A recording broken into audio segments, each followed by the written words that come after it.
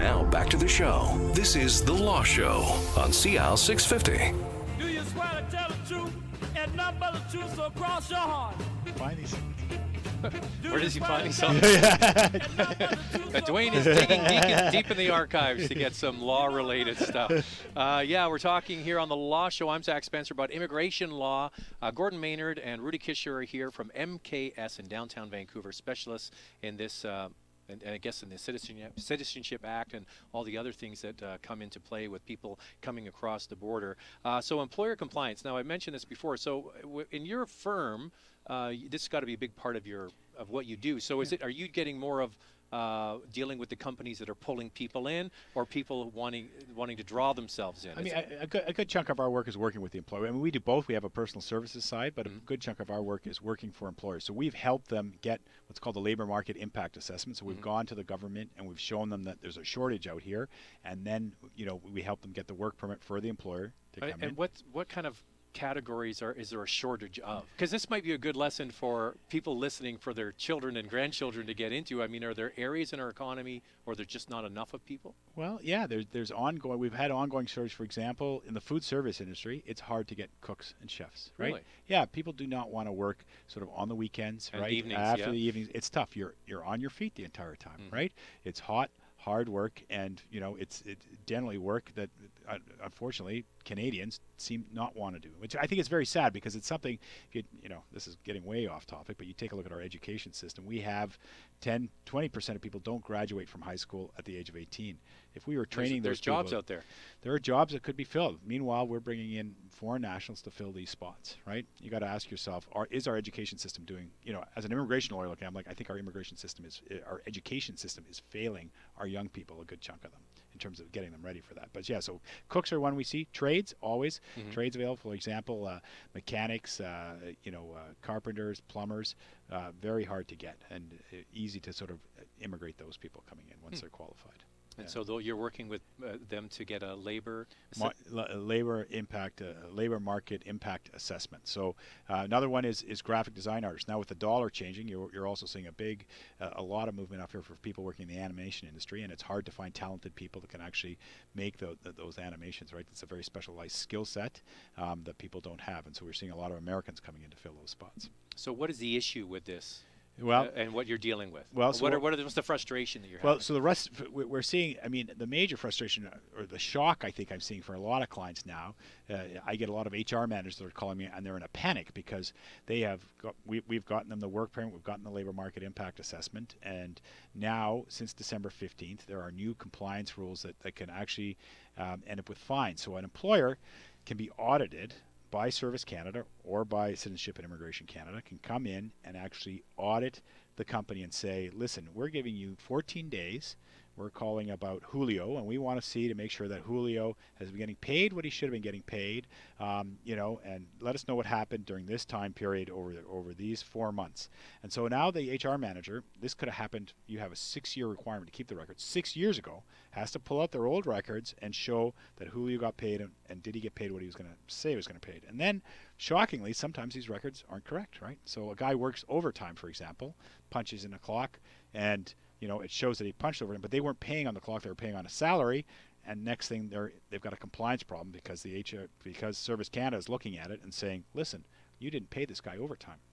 And meanwhile, the guy's quit his job and moved back to wherever he came from, and they're saying, "Well, we want you to find that guy and go pay that guy back, or we're going to assess you with a fine." Well, who would care though? Why would they even be digging for Julio's records from 6 years ago? This is what happened a couple years ago in the summer. If you remember, there were a lot of CBC stories about McDonald's, and I think it was Tim Hortons, and a restaurant in southern Saskatchewan that dominated the airways for that. Filipino workers, right? Exactly, and that these people had been exploited, that they weren't getting paid, that they were being forced into accommodation where they were actually paying, the employer was making money off of that. And that's right. They were paying to live in his residence, and taking most of their money back. Exactly. Right. Yeah. So there were those sort of issues that come up, and the Conservative government responded with a system that was, we are going to make sure that this doesn't happen. We're going to have a compliance regime. So they've gone from an era where they had no enforcement mechanism, because we have labor standard acts. We have a system that deals with. The problem is, a lot of foreign workers can't access that. You understand what we've gone to since 2006. We've let in what we call a lot of semi-skilled workers. So traditionally, immigration is focused on high-skilled workers. We now have a lot of people that come in on a semi-skilled category. So these are the cooks you're talking about, the right? Well, even dishwashers, really? food counter attendants, etc. People that, maids working in hotels. So education level is often low, English ability very limited, and financial resources nil. So they can't actually, for them to go see a lawyer, am I getting ripped off? And so fearful that if they do that, they're going to lose their $11 an hour job, that they're not going to do that. So the Conservative government brought in this whole system to make sure that employers are actually doing that. And what they found is they had no mechanism to actually hit these people with a fine, because the system that came out, they said they're going to publish you on a list and say you're a bad employer. They only ended up publishing about four employers on the entire list, and everybody else sort of got a warning. So now we've got a system which is much more heavy in terms of potential for fines, up to $1 million. So you hire a foreign worker, you're in violation, you could suffer $1 million. So these are spot audits then? Yeah. Well, the government has said that just randomly they're going to audit 25% of the employers using foreign workers. 25%. And we're not just talking about entry-level jobs or low-skilled jobs or low-wage jobs. We're talking high-wage jobs, too. So it's not just cooks. It's not just dishwashers. Geologists and people like that. Geologists, senior executives, people who are VPs in a company. A company that brings in somebody who they're paying $230,000 a year to. They brought that person in as a deputy general manager for a major project. A year and a half into that project, the senior general manager leaves the position, gets transferred by the company to another project overseas. The deputy general manager picks up the slack, and they give him a raise to accommodate or to reflect those increased responsibilities. All of a sudden, that company is notified that they're having a compliance audit. So because the guy gets a raise and a better job, he's out of compliance? He's actually doing the same job. His job said that he would act as the deputy, alternate to the general manager. But now they're in compliance audit because they're not paying him the salary that was written down on the piece of paper earlier. I have a question for you. Just like while you're in that audit situation, any other applications that you have in process within the LMIA program, or for any worker for that matter, are put on hold. And this compliance audit can take months. So there's serious issues impacting the employers on this. So does government ever have common sense with these things? Can you, I know, Rudy, you're laughing, but like, okay, guy's making big money, he's a deputy, he gets promoted to be the director.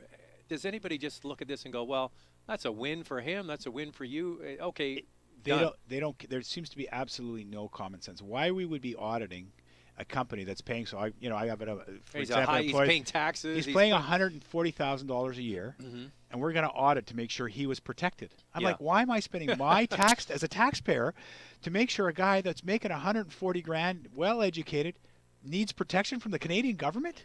It makes absolutely no sense. Why they didn't set a limit and say, listen, we're only going to audit people that are making less than $40,000 or $30,000. Pick your number. Or people who are vulnerable. People who are vulnerable, like make it, somebody who's making $140,000, they're here because they think they're getting a better deal and they can negotiate their own contract and take care of their own rights.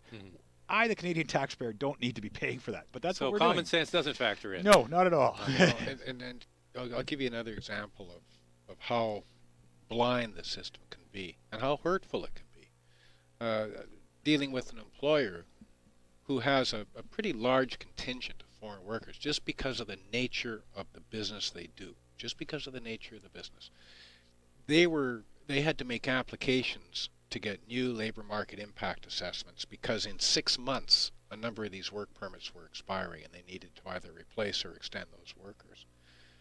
They did their advertising, they put in the application. A week after the application went in, they get notified that they're now selected for a compliance review.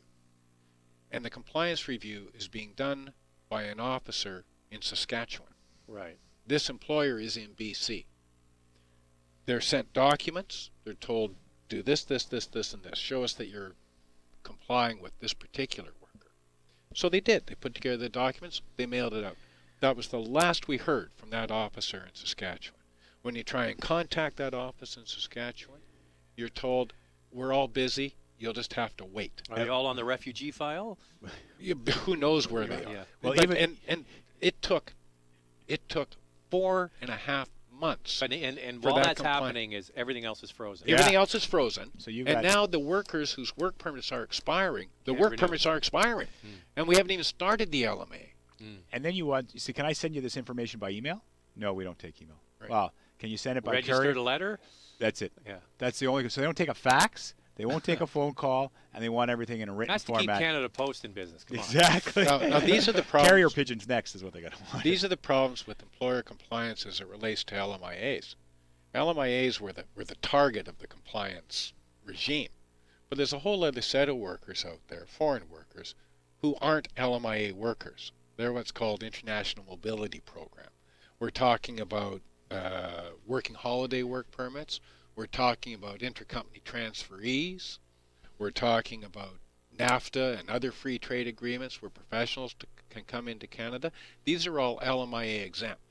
I'll give you an example. Someone's vice president in America at Procter & Gamble. Exactly. And they're going to come to be the president of Procter & Gamble Canada. Exactly. Or Pepsi or whoever right, it is. exactly. That's the kind of person. Yeah. So these are not LMIA work permits. These have always been exempted from LMIAs. But the government wanted to have a compliance regime for them as well. Well, So- well, let's find out what that is All right. when we come back next on CL 650.